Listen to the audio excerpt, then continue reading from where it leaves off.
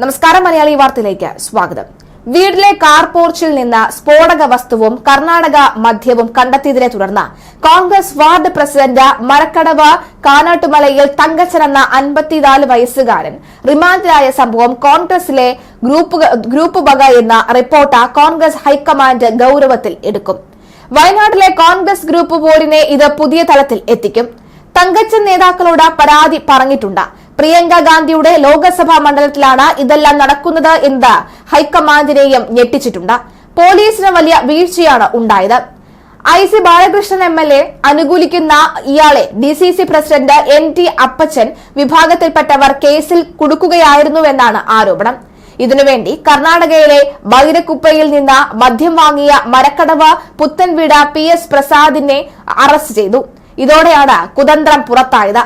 Congress block vice പ്രസിഡന്റാണ് മദ്യം കൈമാറിയതെന്നും അഭിഭാഷകനായ DCC ജനറൽ സെക്രട്ടറി, മണ്ഡലം പ്രസിഡന്റ്, കോൺഗ്രസ് പഞ്ചായത്ത് അംഗം എന്നിവരടങ്ങിയ സംഘമാണ് ഗൂഢാലോചന നടത്തി മദ്യവും സ്ഫോടക വസ്തുവും കൊണ്ടുവച്ചതെന്നും പുൽപ്പള്ളി പോലീസിന്റെ ചോദ്യം ചെയ്യലിൽ പ്രസാദ് മൊഴി നൽകിയെന്നാണ് റിപ്പോർട്ട്. പ്രസാദിന്റെ ഫോൺ രേഖ പരിശോധിച്ചാൽ ഇവരുടെ പങ്ക് വ്യക്തമായി എന്നാണ് റിപ്പോർട്ട്. നിരപരാധികളാണ് എന്ന് പോലീസ് കോടതിയിൽ റിപ്പോർട്ട് നൽകിയതിനെ തുടർന്ന് തങ്കച്ചൻ ഞായർ ജയിൽ മോചിതനായിരുന്നു. ഓഗസ്റ്റ് 22 രാത്രിയിലാണ് രഹസ്യ വിവരത്തെ തുടർന്ന് പുൽപ്പള്ളി പോലീസ് തങ്കച്ചനെ മരക്കടവ് വരവൂരിലെ വീട്ടിൽ നിന്ന് 20 പാക്കറ്റ് മദ്യവും 15 തോട്ടയും 10 ക്യാപ്പും കണ്ടെത്തിയത്. അറസ്റ്റിലായ തങ്കച്ചൻ അടുത്ത ദിവസം തന്നെ റിമാൻഡിലാവുകയും ചെയ്തു. DCC പ്രസിഡന്റ് NT അപ്പച്ചൻ അടക്കമുള്ള നേതാക്കന്മാർ കേസിൽപ്പെടുത്തിയതാണെന്ന് തൊട്ടടുത്ത ദിവസം ഭാര്യ സിനിയും മകൻ സ്റ്റീവ് ജിയോയും മാധ്യമപ്രവർത്തകരോട് വെളിപ്പെടുത്തി. കേസിൽ സമഗ്ര അന്വേഷണം ആവശ്യപ്പെട്ട് ജില്ലാ പോലീസ് മേധാവിക്കും DYSPക്കും പരാതിയും നൽകിയിട്ടുണ്ട്. തുടർന്ന് പോലീസ് നടത്തിയ അന്വേഷണത്തിലാണ് ട്വിസ്റ്റ് ഉണ്ടായത്. മദ്യം വാങ്ങിയ ഗൂഗിൾ പേ വിവരം, CCTV ദൃശ്യം, മൊബൈൽ ടവർ ലൊക്കേഷൻ തുടങ്ങിയവ ശേഖരിച്ചാണ് പോലീസ് പ്രസാദിനെ അറസ്റ്റ് ചെയ്തത്.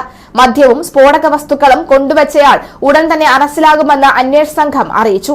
ഗൂഢാലോചന നടത്തിയ കോൺഗ്രസ് നേതാക്കളുടെ അടക്കമുള്ളവരും വരും ദിവസങ്ങളിൽ അറസ്റ്റിലാകും. ഇത് വയനാട്ടിലെ കോൺഗ്രസിൽ പൊട്ടിത്തെറിയും ഉണ്ടാകും.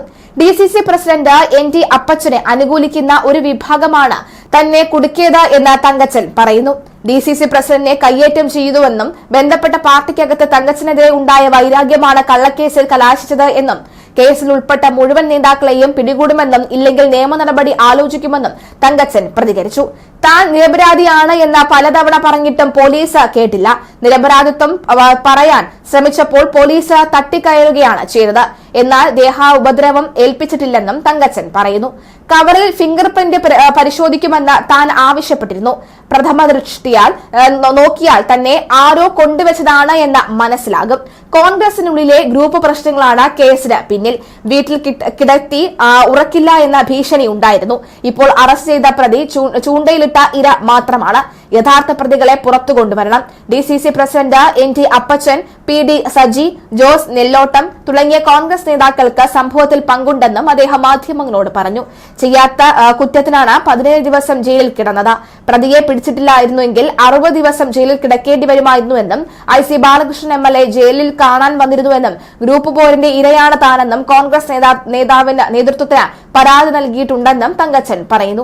അതേസമയം അറസ്റ്റിലായ തങ്കച്ചനെ അറിയില്ലെന്നും സംഭവവുമായി ഒരു ബന്ധവുമില്ലെന്നും DCC പ്രസിഡന്റ് NT അപ്പച്ചൻ പറയുന്നു. സംഭവത്തിൽ സർക്കാർ തല അന്വേഷണം പ്രഖ്യാപിച്ചതായി മന്ത്രി OR കേളു പറഞ്ഞു. തെറ്റ് ചെയ്തവരെ നിയമത്തിന് മുന്നിൽ കൊണ്ടുവരണമെന്ന് മന്ത്രി പറയുന്നു. സംഭവത്തിൽ കർശന അന്വേഷണവും നടപടിയും ഉണ്ടാകും. വയനാട്ടിൽ വർഷങ്ങളായി കോൺഗ്രസിൽ കടുത്ത വിഭാഗീയതയുണ്ട്.